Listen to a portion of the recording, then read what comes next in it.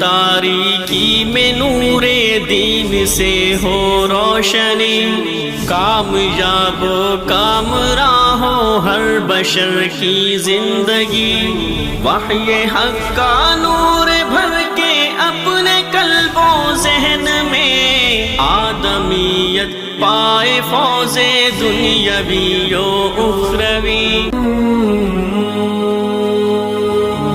رب العالمين، الصلاة والسلام على أشرف الأنبياء وخاتم المرسلين، أشهد أن لا إله إلا الله وحده لا شريك له، وأشهد أن محمدا عبده ورسوله صلى الله عليه وعلى آله وصحبه وسلم، أما بعد، فأعوذ بالله السميع العليم من الشيطان الرجيم، من همزه ونفخه ونفثه، وقدمنا إلى ما عملوا من عمل فجعلناه هباء منثورا، وقال سبحانه وتعالى: فمن كان يرجو لقاء ربه فليعمل عملا صالحا ولا يشرك بعبادة ربه أحدا۔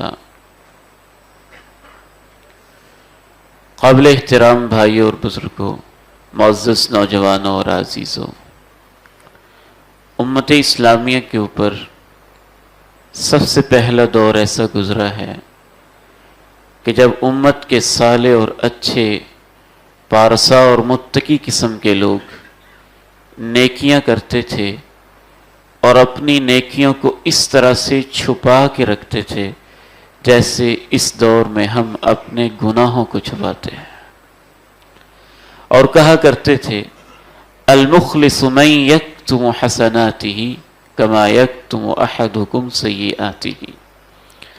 مخلص انسان یہ ہوتا ہے جو اپنی نیکیوں کے اوپر بھی ایسے پردے ڈالنے کی کوشش کرتا ہے جیسے تم لوگ اپنی برائیوں کی پردہ داری کرتے ہو۔ امام زین العابدین رحمہ اللہ تعالی مدینہ منورہ کے 100 گھروں کے اندر اپنی کمر کے اوپر اٹھا اٹھا کے راشن رات کے اندھیرے میں رکھ کے آتے تھے، لیکن مدینہ منورہ کے ان 100 گھروں میں سے کسی کو پتہ نہیں چلتا تھا کہ رات کی تاریکی اور اندھیرے کے اندر کون شخص آتا ہے اور ہمارے گھروں کے دروازوں پہ راشن رکھ کے چلا جاتا ہے۔ ایک صبح مدینہ کے وہ 100 گھر راشن سے محروم رہے، رات تو آئی لیکن راشن کسی نے نہ رکھا۔ ایک دوسرے سے تذکرہ کرنے لگے کہ آج راشن کیوں نہیں رکھا گیا ہے، لیکن ابھی تک پتہ نہیں چل رہا تھا کہ یہ کون شخص تھا جو راشن رکھتا تھا۔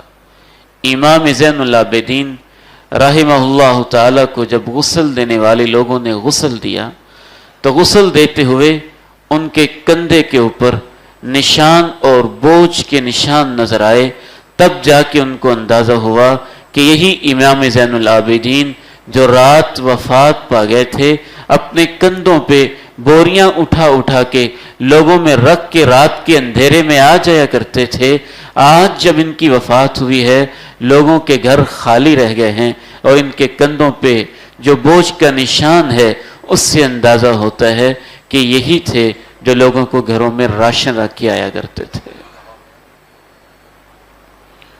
تو پہلا دور امت کے اوپر وہ گزرا کہ جب وہ اپنی نیکیاں کرتے تھے اور نیکیوں کو چھپایا کرتے تھے۔ پھر وہ دور آیا جب وہ نیکیاں کرنے لگے اور نیکیوں کا چرچا کرنے لگے، ان کو مشہور کرنے لگے۔ تیسرا دور وہ آیا، ائمہ اسلاف کہتے ہیں: کان الناس یراؤون بما یعملون فالآن اصبحوا یراؤون بما لا یعملون۔ پہلا دور نیکیاں کرتے اور نیکیوں کو چھپاتے، دوسرا دور نیکیاں کرتے اور نیکیوں کو ظاہر کرنے لگے۔ امت کے اوپر تیسرا دور وہ آیا لوگ ان نیکیوں کی بھی ریاکاری کرنے لگے جو وہ کرتے ہی نہیں تھے، کرتے نہیں تھے اور بتاتے تھے، نیکیاں نہیں کرتے تھے اور کہتے تھے کہ یہ نیکی کی ہے۔ اور آج اس کے اندر میں اضافہ کرتے ہوئے کہتا ہوں کہ ہم چوتھے دور سے گزر رہے ہیں جس میں ہم کرتے برائیاں ہیں اور بتاتے نیکیاں ہیں۔ ریاکاری کا فتنہ ایک انتہائی خطرناک فتنہ ہے۔ ریا عربی زبان کا لفظ ہے، دکھانے کے لیے کوئی کام کرنا، اور شرعی اصطلاح میں ایسے دینی کام جو اللہ کی رضا کے لیے ہونے چاہیے وہ لوگوں کو دکھانے کے لیے کیے جائیں تو اس کو ریاکاری کہتے ہیں۔ ریاکاری کے 4 بنیادی بڑے بڑے نقصان ہوتے ہیں۔ سب سے پہلا نقصان یہ ہوتا ہے کہ ریاکاری کا فتنہ اللہ کے پیغمبر علیہ السلام کی تعلیمات کے مطابق دجال کے فتنے سے بھی بڑا فتنہ ہے۔ حضرت ابو سعید الخدری رضی اللہ تعالی عنہ بیان کرتے ہیں، كنا نتذاکر المسیح الدجال، ہم آپس میں بیٹھے مسیح دجال کا تذکرہ کر رہے تھے، اور آپ جانتے ہیں کہ مسیح دجال کا فتنہ اتنا بڑا فتنہ ہے، جتنے بھی انبیاء اللہ کے پیارے نبی علیہ السلام سے پہلے دنیا میں تشریف لائے ہیں، ہر نبی اس فتنے سے اتنا ڈرتا رہتا تھا کہ اپنی امت کو اس فتنے کے بارے میں آگاہ کرتا تھا۔ اللہ کے پیغمبر علیہ السلام نے بھی اس فتنے کے بارے میں صرف آگاہ ہی نہیں کیا، بلکہ ہر نماز کے اندر ہم اللہ سے دعا کرتے ہیں، وَأَعُوذُ بِكَ مِن فِتْنَةِ الْمَسِيحِ الدَّجَّالِ، اے اللہ دجال کے فتنے سے میں آپ کی حفاظت میں آتا ہوں۔ قیامت کے قریب جو فتنے آئیں گے ان میں سے اہم ترین اور بڑا خطرناک قسم کا فتنہ ہے۔ صحابہ اس کا تذکرہ کر رہے تھے، مسیح دجال کے حوالے سے آپس میں ڈسکشن کر رہے تھے۔ جناب ابو سعید الخدری رضی اللہ تعالی عنہ فرماتے ہیں کہ اللہ کے پیغمبر علیہ السلام تشریف لائے، اور آپ نے دیکھا کہ صحابہ دجال کا تذکرہ کر رہے، آپ نے فرمایا، اے میرے صحابہ، الا انبئکم بما هو اخوف علیکم من فتنة المسیح الدجال، کیا میں تمہیں ایسے فتنے کے بارے میں بتاؤں جو تمہارے لیے دجال کے فتنے سے بھی زیادہ خطرناک ہے؟ صحابہ نے پوچھا وہ کون سا فتنہ ہے؟ آپ علیہ السلام نے ارشاد فرمایا، الریا، وہ ریاکاری کا فتنہ ہے۔ یہ دجال کے فتنے سے بھی بڑا فتنہ ہے۔ شارحین حدیث اس حدیث کی شرح میں 2 بڑے اہم اور مفید پوائنٹس بیان کرتے ہیں۔ ایک تو یہ پوائنٹ بیان کرتے ہیں کہ اللہ کے پیغمبر علیہ السلام نے ہم لوگوں سے نہیں، صحابہ سے مخاطب ہو کر کہا تھا کہ اے میرے صحابہ، تمہیں ایسے فتنہ بتاؤں اخوف علیکم، جو تمہارے لیے زیادہ خطرناک ہے دجال کے فتنے سے بھی بڑھ کر۔ شارحین حدیث اور علماء تزکیہ لکھتے ہیں کہ جب صحابہ کے لیے بھی ریاکاری دجال سے بڑھ کے فتنہ تھا تو ہمارے لیے کس قدر خطرناک فتنہ ہوگا۔ جب آپ نے صحابہ سے کہا کہ مجھے ڈر لگتا ہے کہ تمہارے لیے وہ فتنہ دجال سے بڑھ کر ہے، تو ہم کس بات کی بولی ہیں؟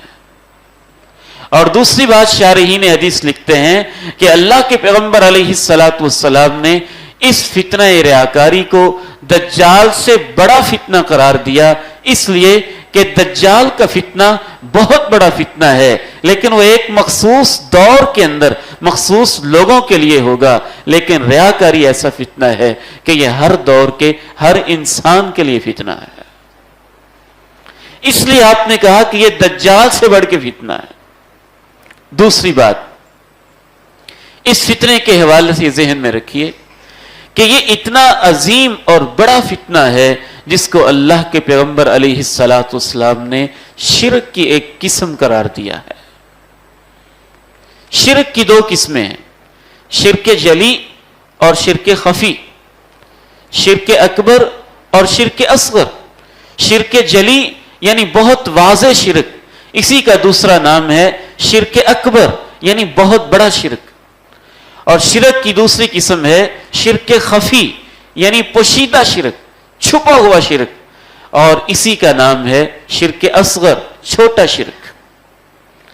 जिस तरह शिरक अकबर शिरक की इंतहाई खतरनाक तरीन किस्म है, तो शिरक ही की एक किस्म है शिरक असगर।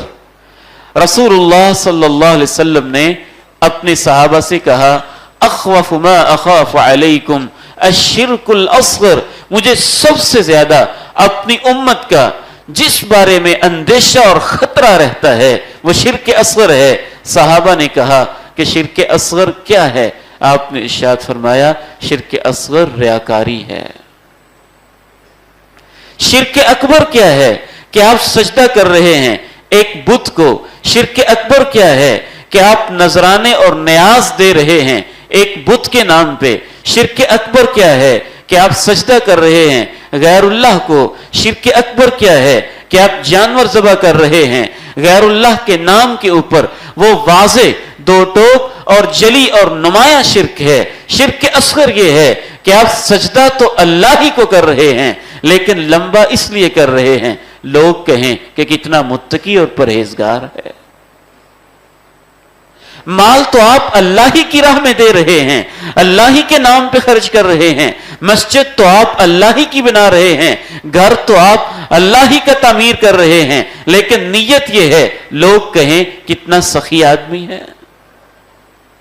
खर्च तो आप अल्लाह ही की राह में कर रहे हैं, लेकिन नीयत यह है कि लोग कहेंगे क्या बात है, कितना मालदार इंसान है और कितना हमदर्द, लोगों का बहीखा इंसान है कि लोगों की हमदर्दी के लिए यह अपना माल खर्च करता रहता है।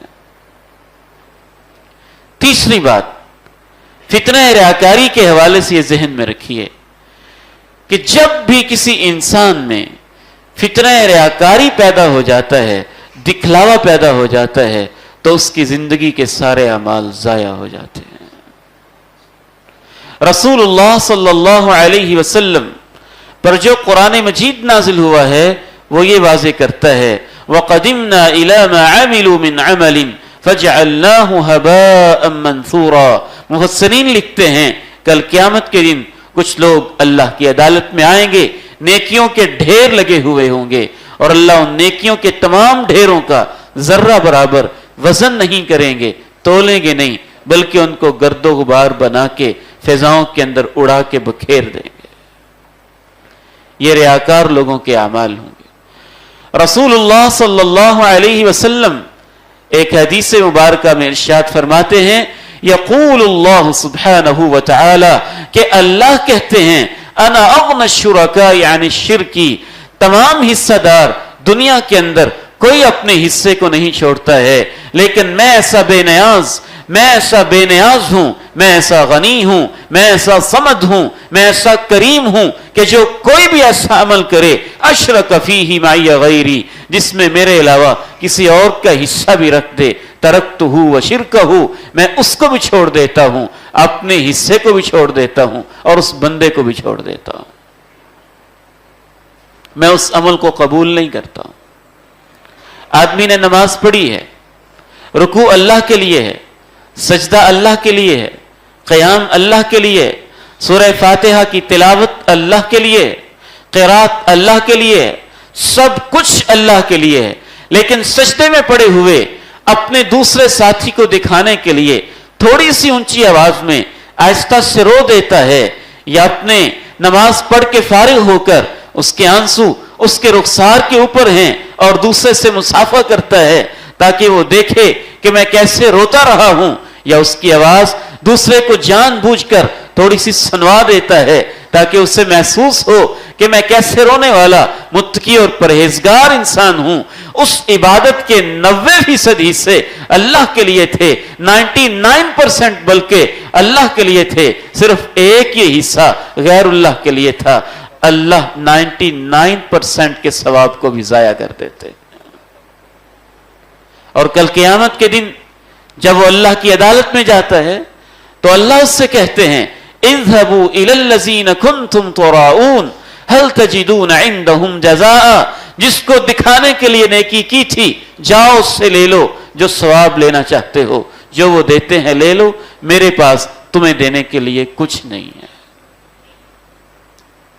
چوتھی سزا فتنہ ریاکاری کی یہ ہوتی ہے کہ ریاکار انسان کے اوپر اللہ رب العزت اس قدر ناراض ہوتے ہیں کہ کل قیامت کے دن سب سے پہلے جب حساب لیا جائے گا تو اس حساب کے اندر سب سے پہلے اللہ کی عدالت میں جن لوگوں کو سزا دینے کا فیصلہ کیا جائے گا وہ ریاکار قسم کے لوگ ہوں گے۔ معروف حدیث آپ نے سنی ہے، مجاہد ہوگا، سخی آدمی ہوگا اور دین کا عالم ہوگا۔ وہ شخص جو دین کے لیے دعوت کا کام کرتا رہا، دروس دیتا رہا، تقریریں کرتا رہا، خطبہ جمعہ دیتا رہا، قرآن کی تلاوت کرتا رہا، وہ شخص جس نے اپنی جان ہتھیلی پہ رکھی اور اللہ کی راہ کے اندر اپنی جان کو قربان کر دیا، اور وہ شخص جس نے کاروبار کیا اور اپنے کاروبار کا بہت سارا حصہ غریبوں پہ لگایا، مساجد پہ لگایا، مدارس پہ لگایا، ویلفیئر کے کاموں پہ لگایا، اچھے کاموں کے اوپر لگایا، ان تینوں قسم کے انسانوں سے جب رب تعالیٰ پوچھیں گے تو یہ تینوں ہی جواب دیں گے تیرے لیے کرتے رہے ہیں۔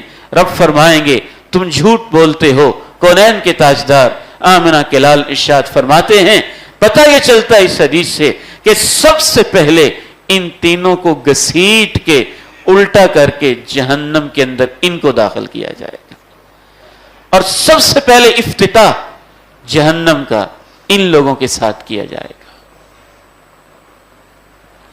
تین علامات ہیں ریاکاری کی، چار بلکہ علامات علماء نے لکھی ہیں، جس کے اندر یہ چار یا چاروں میں سے کوئی علامت پائی جاتی ہے، اور ریاکاری کا فتنہ بعض دفعہ شیطان اس قدر شدت سے انسان کے اندر پیدا کرتا ہے کہ وہ ریاکاری میں مبتلا ہوتا ہے، لیکن وہ سمجھتا ہے کہ میں بڑا مخلص آدمی ہوں۔ تو چار نشانیاں علماء نے بتائی ہیں، جس کے اندر وہ چار علامات پائی جاتی ہیں یا ان میں سے کوئی علامت پائی جاتی ہے تو اسے اپنا احتساب کرنا ہوگا۔ پہلی نشانی یہ ہے کہ جو ریاکاری کرنے والا آدمی ہوتا ہے لوگوں کے اندر وہ بہت ایکٹیو ہوتا ہے، لوگ دیکھ رہے ہوں، محفل جمی ہو، لوگ موجود ہوں، پھر وہ سب سے آگے آگے ہوگا، تلاوت میں، نماز میں، رکوع میں، سجود میں، سخاوت میں، صدقات میں، خیرات میں جھمگٹا لگا ہو، لوگ جمع ہوں، اکٹھے ہوں، گیدرنگ ہو، اجتماع ہو، جیسے جیسے لوگ بڑھتے جائیں گے اس کا شوق بڑھتا جائے گا۔ دوسری علامت یہ ہوگی جیسے جیسے لوگ کم ہوتے جائیں گے اس کا شوق کم ہوتا جائے گا۔ لوگ نہیں ہیں، کوئی بھی نہیں دیکھ رہا، صدقہ نہیں کرے گا، کوئی بھی نہیں دیکھ رہا، تلاوت نہیں کرے گا، کوئی بھی نہیں دیکھ رہا، نفل نہیں پڑھے گا، کوئی بھی نہیں دیکھ رہا، اس کی آنکھوں میں آنسو نہیں آئیں گے، روئے گا نہیں، گڑ گڑائے گا نہیں۔ ینشط اذا اجتمع ویکسل اذا انفرد۔ علماء تزکیہ نے لکھا ہے کہ ریاکار آدمی کی نشانی ہوگی لوگ موجود ہوں گے تو اس کی حرکت میں، ایکٹیویٹی میں، محنت میں اضافہ ہو جائے گا، لوگ نہیں ہوں گی تو اس کی محنت کم ہو جائے گی۔ تیسری نشانی جب لوگ تعریف کریں گے تو نیکیوں میں اضافہ ہو جائے گا، اور کوئی بھی نیک کام کرنے کے بعد اس کے دل کے اندر تڑپ رہے گی کہ ادھر سے آواز آئے کیا بات ہے آپ کی، ادھر سے آواز آئے کیا بات ہے آپ کی، ادھر سے کوئی کہے کہ کیا بات ہے آپ کی، وہ انتظار میں رہے گا کہ کون میری تعریف کرتا ہے، کس طرح سے تعریف کرتا ہے، کون میری نیم پلیٹ لگاتا ہے، کون میرے لیے بینر لگاتا ہے، کون میرے لیے استقبال کرتا ہے، اور کون زمین آسمان کے کلابے میرے لیے ملاتا ہے، اسے اس کا انتظار رہتا ہے۔ اور جب اس کی تعریف کی جائے تو وہ کام کے اندر اضافہ کر دیتا ہے۔ اور چوتھی نشانی جب اس کی تعریف نہ کی جائے تو وہ کام چھوڑ دیتا ہے، وہ کام نہیں کرتا۔ میرا تو کسی نے شکریہ ہی ادا نہیں کیا، میری تو کسی نے تعریف ہی نہیں کی، میرے تو بینر ہی نہیں لگے، میرا تو نام ہی نہیں لکھا، میرا تو تذکرہ کیا ہی نہیں گیا، سٹیج پہ میرا نام پکارا ہی نہیں گیا۔ یہ چار بنیادی نشانیاں ہیں ریاکاری کرنے والے انسان کی۔ آخری 5 منٹ کے اندر ہم اس بات کو ڈسکس کریں گے کہ ہم اس کا علاج کیسے کر سکتے ہیں. فتنہ ریاکاری کے بنیادی جو اسباب ہیں وہ 3 ہیں. اگر ان 3 اسباب کا ہم علاج کر لیں تو ریاکاری کا علاج ہو جائے گا. پہلا سبب ہوتا ہے لوگوں کی تعریف کی خواہش. جس وجہ سے بندہ ریاکاری کرتا ہے، لوگ میری تعریف کریں، مجھے عزت ملے، مجھے مقام ملے، مجھے شہرت ملے، میرا نام بلند ہو. دوسری وجہ ریاکاری کی لوگوں کی مذمت کا خوف کہ اگر میں نے مالدار ہونے کے باوجود سخاوت نہ کی، لوگ کہیں گے بڑا بخیل ہے. بہت اچھی تقریر نہ کی تو لوگ کہیں گے اس کو تقریر نہیں آتی. بہت اچھی تلاوت نہ کی، لوگ کہیں گے اس کی آواز کیسی بدی سی ہے. لوگوں کی مذمت کا خوف. اور تیسری وجہ مال کی حرص. دینی کام کر کے لوگوں بنیادی نیت یہ رکھنا کہ مجھے پیسے ملیں. کام دین کا ہو لیکن کرنا دنیا کے لیے اور صرف اس نیت سے کہ مجھے پیسے ملے، رقم ملے. یہ 3 بنیادی اسباب ہوتے ہیں ریاکاری کے. ان کا علاج امام ابن قیم الجوزیہ رحمہ اللہ تعالی نے لکھا ہے کہ وہ انسان بڑا بد نصیب ہے جو نیکی کا کام کرتا ہے اور اس کے دل کے اندر ہمیشہ ساری دل کی دھڑکنیں اس طرف لگے ہوتی ہیں کہ لوگ میری تعریف کریں، اور اسے پتہ ہی نہیں ہوتا ہے کہ نیکی کے کام کے اوپر تو اللہ عرش معلی پہ فرشتوں کے سامنے خود چرچے کر دیتا ہے. نیکی کا کام تو ایسا کام ہوتا ہے کہ جب بندہ یہ کام کرتا ہے تو ملائے اعلیٰ میں اس کے تذکرے ہوتے ہیں، رب اس کے تذکرے کرتا ہے، فرشتے اس کے تذکرے کرتا ہے. مثال کے طور پر اگر آپ کو پتا ہو کہ وزیر اعظم مجھے دیکھ رہا ہے اور وہ میری تعریف کرے گا، وہ مجھے انعام بھی دے گا، بیوقوف ہوگا وہ انسان جو وزیر اعظم کی موجودگی میں یہ کہے کہ یہ چوکیدار میری تعریف کرے. انسانوں کی کیا حیثیت ہے جب انسان یہ سوچ لے کہ نیکی کے کام کے اوپر تو اللہ میری تعریف کرے گا، وہ آسمانوں میں میرے چرچے کرے گا، وہ میری شہرتیں کرے گا، تو انسان کے اندر یہ لوگوں سے تعریف سننے کا شوق ختم ہو جاتا ہے. اس کے دل میں یہ ولولہ پیدا ہو جائے، یہ جذبہ پیدا ہو جائے کہ رب تعالیٰ میرے تذکرے کرتا ہے، وہ میرے چرچے کرتا ہے. اللہ کے پیغمبر علیہ الصلوۃ والسلام ارشاد فرماتے ہیں بعض لوگوں سے تو اللہ اس قدر محبت کرتا ہے، ان اللہ وملائکتہ واہل السماوات والارضین لا یصلون علی معلم الناس الخیر. جب کوئی لوگوں کو خیر کی تعلیم دیتا ہے، علم آگے پھیلاتا ہے، اللہ اس پہ رحمت بھیج رہا ہوتا ہے، فرشتے اس کے لیے دعائیں کرتے ہیں، 7 آسمان اور 7 زمینوں کی مخلوقات بھی اللہ اس کے لیے دعاؤں پہ لگا دیتا ہے. تو کتنا بد نصیب ہوگا وہ انسان جو اللہ کی تعریفیں سننے کی بجائے لوگوں کی طرف سے تعریفیں سننے کے شوق میں ہو. امام ابن قیم الجوزیہ رحمہ اللہ تعالی مزید یہ ارشاد فرماتے ہیں کہ فرض کیا ٹھیک ہے آپ کا مقصد پورا ہو گیا، لوگوں نے تعریف کر لی، آپ کو شہرتیں مل گئیں، آپ کا مقام بلند ہو گیا، بڑے سارے نام آپ کے لکھے جانے لگے، نیم پلیٹس آپ کی لگ گئیں، لوگوں کے اندر آپ کے چرچے ہو گئے، آپ کا سٹیٹس بن بھی گیا. لیکن ان ساری تعریفوں کے کیا فائدے جب قیامت کے دن پوری دنیا کے سامنے اللہ ذلیل کر کے الٹا کر کے جہنم میں پھینک دیں گے. اس ساری شہرت کا فائدہ ہی نہیں ہوگا، اس سارے مقام و مرتبے کا فائدہ ہی نہیں ہوگا. اور تیسری وجہ جو انسان کے اندر پیدا ہوتی ہے ریاکاری کے فتنے میں مبتلا ہونے کی، وہ مال کی حرص ہے. امام ابن قیم الجوزیہ رحمہ اللہ تعالی ارشاد فرماتے ہیں اگر بندہ یہ سمجھ لے کہ اللہ رب العزت ایک ایک نیکی کے بدلے میں مجھے کتنا اجر دینے والا ہے، وہ اتنا رحیم و کریم ہے، آپ اس کے دین کی سوچ بھی سوچتے ہیں تو وہ ثواب دیتا ہے، حرکت بھی کرتے ہیں تو ثواب دیتا ہے، جنبش بھی کرتے ہیں تو ثواب دیتا ہے، بول بھی بولتے ہیں تو ثواب دیتا ہے، اور ثواب کے اندر دیتا بھی وہ جنت ہے اور جنت کی وہ نعمتیں ہیں اور وہ حور و غلمان اور خدام دیتا ہے، وہ جنت کے آب خورے اور جام دیتا ہے جس جنت کی حور کا ایک دوپٹہ بھی لیا جائے تو پوری دنیا اس کی قیمت نہیں بن سکتی ہے. کتنا بیوقوف اور احمق انسان ہوگا جو اللہ کی باقی رہنے والی جنت کی نعمت کی لالچ رکھنے کے بجائے وہ دنیا اور عارضی فانی دنیا کی لالچ کی وجہ سے نیکی کے کام کر رہا ہوتا ہے. تو آئیے اللہ تعالیٰ سے دعا گو ہیں کہ وہ مجھے اور آپ کو اخلاص کی نعمت نصیب فرمائے. ریاکاری کے حوالے سے ہر وقت اپنا جائزہ لینے کی توفیق دے. جتنا ریاکار انسان ہوتا ہے اتنا ہی وہ ریاکاری سے بے خوف اور نہ ڈر ہوتا ہے. یہ اس کی سزا ہوتی دنیا کے اندر ہی کہ وہ ریاکاری کے بت کے اندر اتنا غرق ہو چکا ہوتا ہے کہ اسے ریاکاری سے ڈر بھی نہیں لگتا.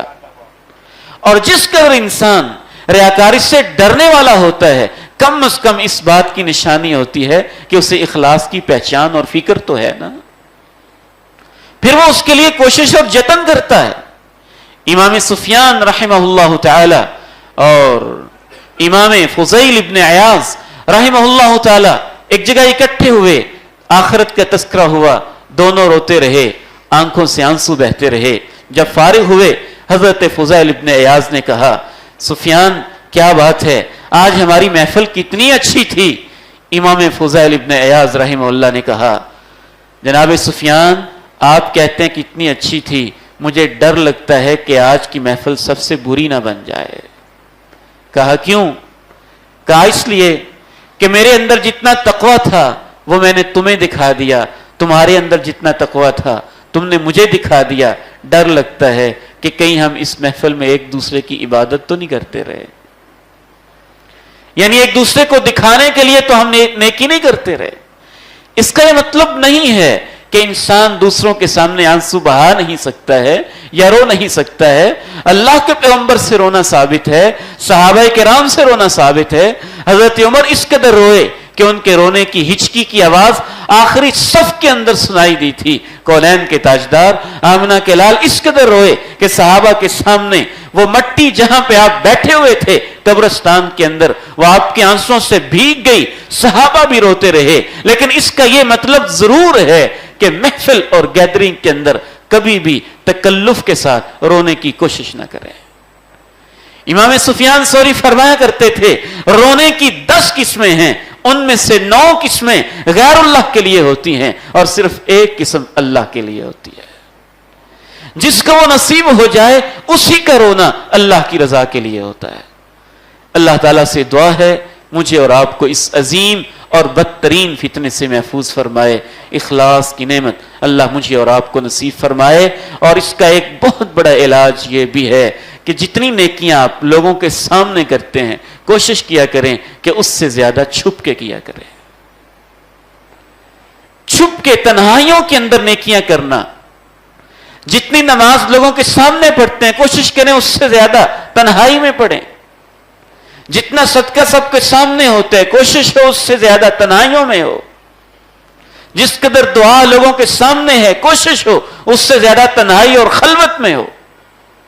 تو جس کو تنہائیوں کے اندر نیکیاں نصیب ہیں, خلوتیں نصیب ہیں, نیک چیزیں نصیب ہیں, انشاءاللہ امید ہے کہ وہ ریاکاری سے محفوظ ہے.